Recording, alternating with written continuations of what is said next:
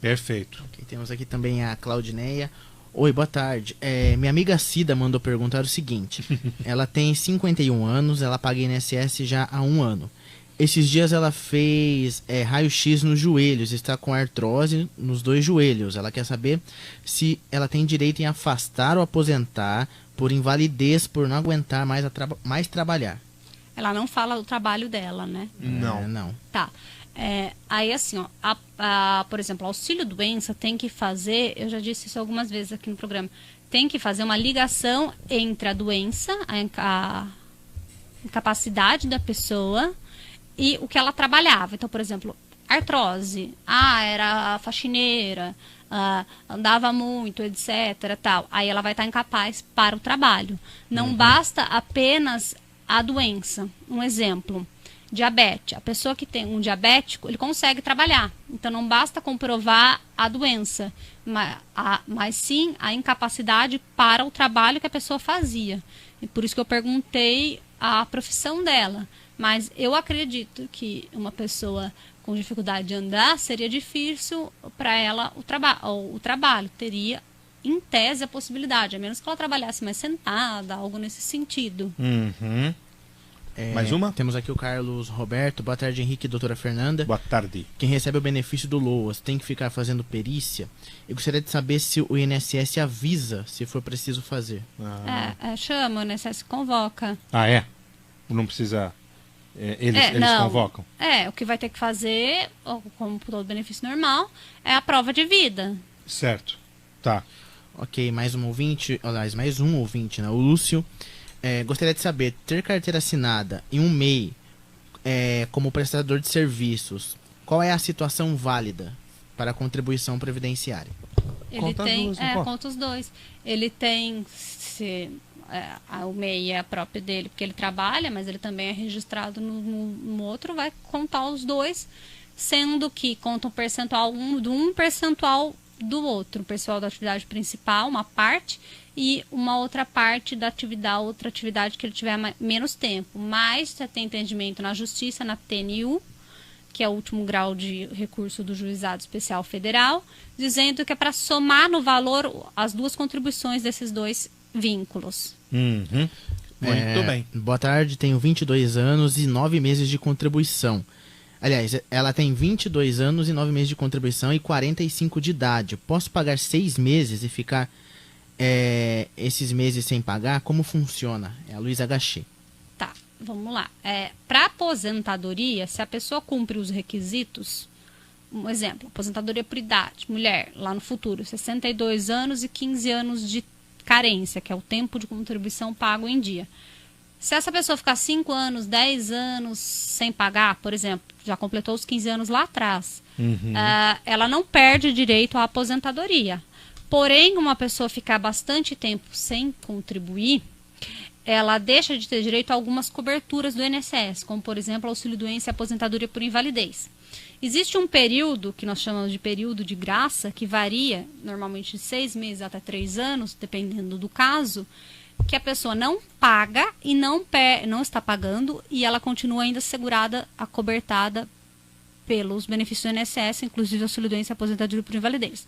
Depois desse período, ela perde a qualidade de segurado e teria que voltar a contribuir para ter direito. Então, o que eu quero dizer? Para a aposentadoria, se ela cumprir os requisitos mínimos, ela ficar um tempo sem pagar, não tem problema. Mas para o auxílio-doença e para a aposentadoria por invalidez, sim. O que ela disse ali de 6 meses é assim, precisaria fazer um cálculo exato do caso dela para saber como pagar alternado. Por exemplo, paga 4 meses, pula depois paga novamente mais um pouco, para que ela não perca a qualidade de segurado, que ela fique sempre dentro desse período de graça, que vai variar de 6 meses até 3 anos. Então, ela não pode deixar o tempo a mais passar esse tempo. Senão, ela tem que voltar a contribuir pelo menos mais 1 ano para ter direito a um eventual, a um auxílio-doença ou aposentadoria por invalidez. Então dá para fazer? Dá, mas tem que ser calculado os meses certinhos que ela pode pagar, os meses que ela pode pular, para ela sempre estar dentro dessa cobertura para o auxílio-doença para aposentadoria por invalidez. Muito bem. Fernanda, tem uma pergunta que chegou aqui por telefone e ela diz o seguinte, ela é a Maria, né, ouvinte aqui de Limeira, e está querendo saber o seguinte, né? Ela, sendo deficiente física, tem direito a receber 25% a mais no valor da pensão do marido que é falecido? Se sim, o que ela deve fazer? Tá. Isso seria daí alguma tese, algo a ser criado. Pela legislação, não. Os 25% do acréscimo é para a pessoa, para aposentadoria. Para o próprio benefício dela, né? Para o próprio beneficiário, isso. Para a pessoa com aposentadoria por invalidez que precisa de cuidados, como, por exemplo, um cuidador. Mas não é para o caso da pensão por morte. Certo. Então, pela legislação, não. Ela poderia, lógico, alegar uma tese, que aí verificaria de cada posicionamento do juiz, em que mas o deficiente é ela, né? É ia falar ela. porque se o deficiente Isso. fosse o marido, seria Exato. um valor a mais. Porém, não existe fundamento jurídico para isso. Seria uma tese criada para solicitar esse benefício. Ou seja, não tem direito. Perfeito. Pela lei, não. Pela lei, não. E provavelmente se entrar com algum processo, além de seria uma criação jurídica, vamos dizer assim. Mais uma. Temos a Elizabeth, boa tarde. Vou procurar a doutora. Apesar de ter 50 anos de idade, já tenho 30 anos de contribuição. Pago o carnê. Como é que fica? Tá. Se ela já tiver os 30 anos de contribuição antes da promulgação da PEC 103/2019, que foi dia 12 de novembro de 2019, além a partir do dia 13, se ela completou os 30 anos lá atrás, ela tem o chamado direito adquirido. Mas aí o importante era fazer a simulação para ela do valor que ela receberia se ela tiver o direito adquirido lá atrás e se ela se encaixaria em alguma das novas regras, qual seria o valor do benefício, simular as 5 regras de transição, mais o direito adquirido, fazer essas 6 simulações para verificar o valor da renda dela em cada uma delas, qual seria o valor mais vantajoso de aposentadoria. Mas, em tese, se os 30 anos forem lá atrás, ela já tem direito à aposentadoria. Perfeito. Temos um áudio aqui, ó. Vamos ouvir. Boa tarde. Eu estou com 63 anos. Faz 12 anos de contribuição. Para me aposentar, tem que completar os 15 anos? Obrigada. Isso, tem que completar os 15 anos de carência. Ela está com 13, né? Isso, ela tem que continuar pagando até completar esse tempo de contribuição. A idade ela já tem. Pela idade ela já tem, isso mesmo. Ótimo, tem mais um áudio aqui, ó. Oi, boa tarde, doutora. Eu gostaria de saber, eu tenho 12 anos de trabalho rural, mas não de carteira assinada, que primeiro não tinha isso, né? Rural não tinha as carteiras assinada, e tenho 6 de carnê pago, e tenho 67 anos. Consigo me aposentar? Obrigado, Maria. Vamos lá. Prova rural. Rural não basta apenas testemunha para provar vínculo rural, trabalho rural. Rural tem que comprovar que a pessoa realmente trabalhava. Então, pode sim levar as testemunhas, mas tem que ter pelo menos um início de prova material. Pelo menos uma prova documental tem que ter. Exemplos de prova, os mais comuns: certidão de casamento, nascimento, trabalhou boletim escolar da escolinha rural, documentos de crisma da igreja, por exemplo, e lá vai constar a profissão. No caso, para a mulher, normalmente vai estar mais a profissão do marido, vai estar escrito lavrador. Mas não precisa ser a prova exclusivamente no nome dela para rural. Pode pegar a prova do marido dela, pode utilizar a prova que está no nome do pai, se moravam juntos, se moravam naquele mesmo núcleo familiar que trabalhavam para subsistência. Pode utilizar a prova de qualquer uma dessas pessoas que ali desenvolviam aquela atividade.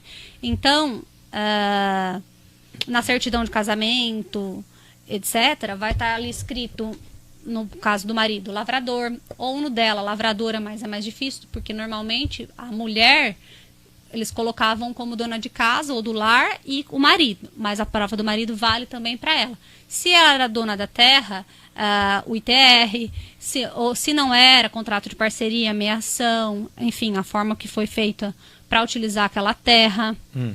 São várias provas para comprovar o período rural. Ela vai precisar dessas provas para fazer Outra prova que é bastante comum, bloco de notas do produtor rural, que ele vendia ali os produtos, documentos que eles entregam para receita, enfim. Nossa, vocês que trabalham, né, na área, como vocês dão ideias, né, de provas que podem ser válidas, né? Isso. A gente nem imagina, é muita coisa, né? As duas áreas que eu particularmente acho mais complexas em direito previdenciário são a parte que envolve insalubridade, eu quero aposentadoria especial, porque são muitos agentes, e a aposentadoria, o período rural. O rural, né? São as duas que são complexos, mais né? complexas de todos os Mas do meu ponto de vista. Mas vocês têm uma visão do que a pessoa, as ideias que vocês dão, né, para as pessoas de procurar provas, né? Porque a gente não pensa, né, em tanta coisa, né? Pensa mais nas coisas formais, né?